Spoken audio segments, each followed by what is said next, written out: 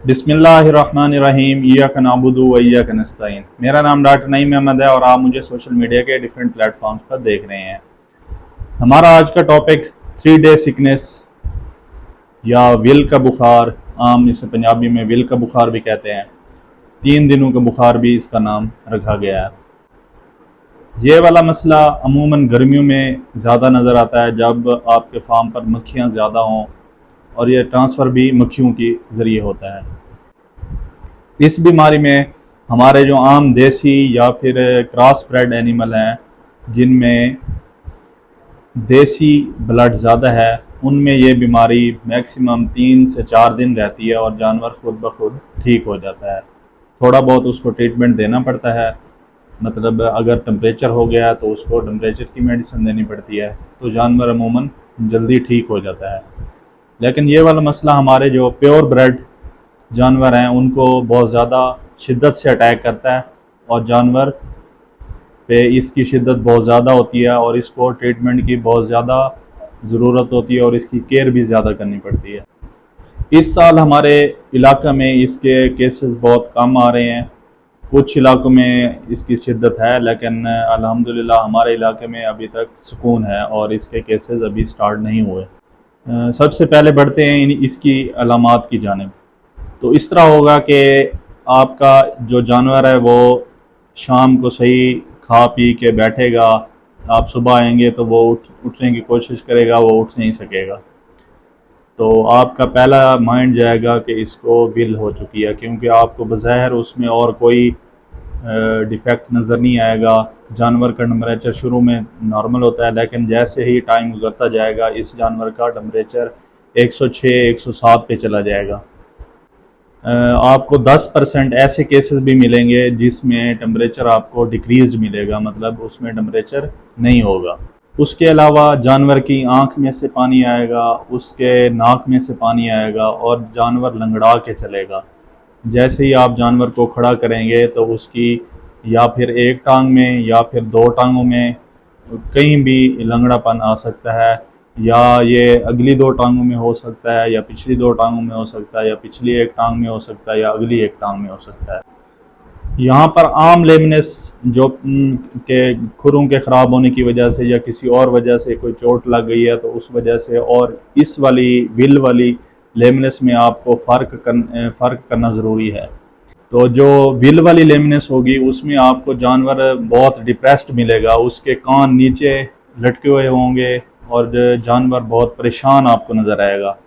उसके अलावा जानवर को मैस्टाइटिस भी हो सकती है, दूध की मिकदार यकदम कम हो जाएगी, जानवर के पेट में हवा भरी हुई नज़र आपको आ सकती है। उसके अलावा उसकी रीढ़ की हड्डी में भी हवा भरी हुई नज़र आ सकती है। उसके अलावा ये जो गले वाली जगह होगी उसके नीचे भी हवा भरी होती है बाज़ केसेस में। इसमें और भी कम्प्लिकेशन आप देख सकते हैं। इसमें जो बड़ी कम्प्लिकेशन आती है वो एस्पायरेटरी नमूनिया है। एस्पायरेशन नमूनिया का मतलब है कि जानवर को आप कोई भी चीज़ ज़बरदस्ती अगर खिलाने लगे, वो उसकी खुराक की नाली में जाने की बजाय अगर उसके फेफड़े में चली जाए, तो इसको एस्पायरेटरी नमूनिया या एस्पायरेशन नमूनिया कहते हैं।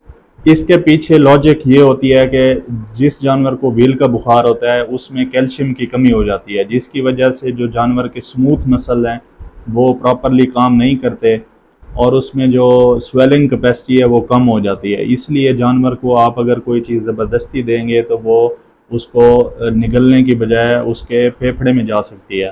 तो आपने कोशिश करनी है कि आपने इस चीज़ को अवॉइड करना है कि आपका अगर जानवर को व्हील का बुखार हो चुका है तो आप उसको इस तरह की मेडिकेशन ना करें जो उसको आपको ज़बरदस्ती देना पड़े, या कोई ऐसी चीज़ खुराक वगैरह आप उसको ज़बरदस्ती ना दें मुंह के थ्रू।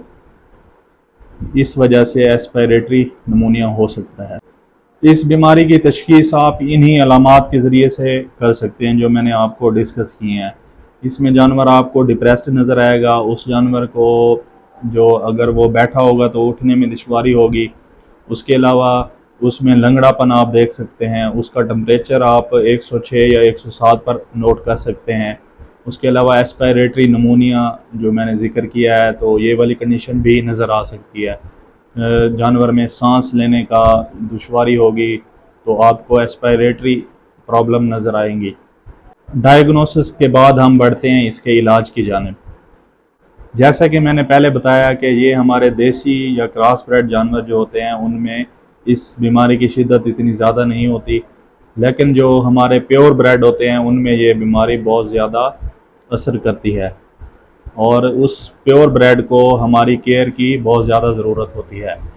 तो सबसे पहले जो आपका गबन जानवर होगा उसको बुखार के लिए आपने फिनाइल ब्यूटाजोन यूज़ करवाना है, और जो आपके जानवर गबन नहीं होंगे उनमें आप डिक्लोरान यूज़ करवाएंगे।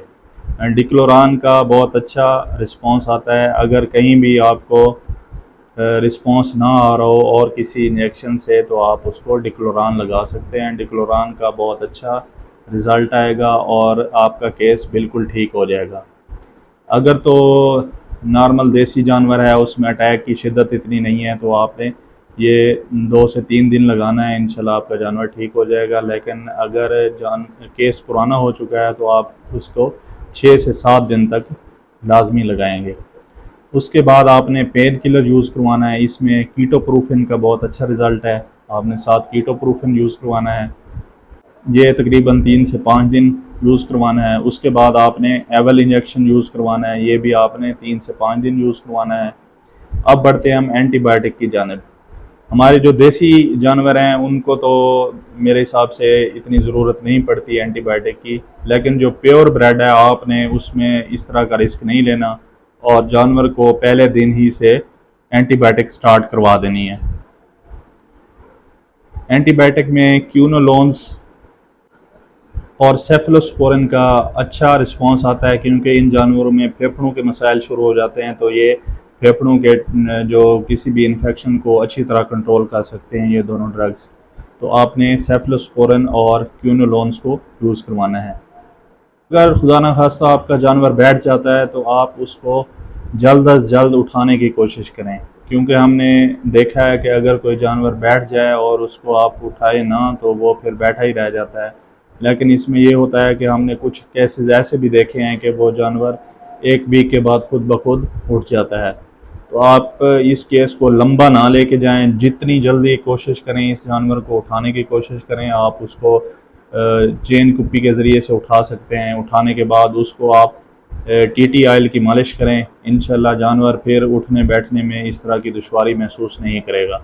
अगर आपका केस लंबा हो गया है तो आपने उसको 3रे दिन, 5वें दिन, 7वें दिन, 9वें दिन और 11वें दिन आपने डेक्सट्रोज 25% ड्रिप में आपने मल्टीविटामिन बी कम्प्लेक्स और उसके अलावा मिल्फोनसी 450 ml मिक्स करके स्लो आईवी करना है।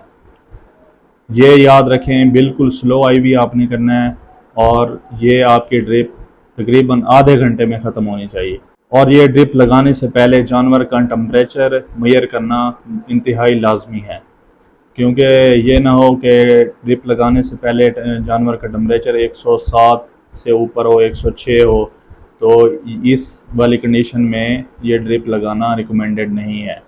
तो अगर टेम्परेचर है जानवर को तो आपने सबसे पहले उसका टेम्परेचर डाउन करना है और उसके बाद ये वाली ड्रिप लगानी है। तो इंशाल्लाह ये वाला ट्रीटमेंट अगर आप अप्लाई करेंगे तो आपके जानवर बिल्कुल तंदुरुस्त हो जाएंगे। हमारी प्योर ब्रेड में ये वाला केस कुछ लंबा चलता है, लेकिन जो हमारे देसी और क्रॉस ब्रेड जानवर हैं उनमें ये जानवर खुद ब खुद अक्सर तो खुद ब खुद ठीक हो जाते हैं, लेकिन कुछ यानी कि आपको उसमें बुखार के लिए ट्रीटमेंट वगैरह करनी पड़ती है, तो वो जानवर खुद ब खुद ठीक हो जाते हैं। लेकिन जो हमारे प्योर ब्रेड हैं उनके लिए आपने हरगिज़ कोई रिस्क नहीं लेना और उनको इंतहाई केयर के साथ आपने डील करना है और ट्रीटमेंट करनी है।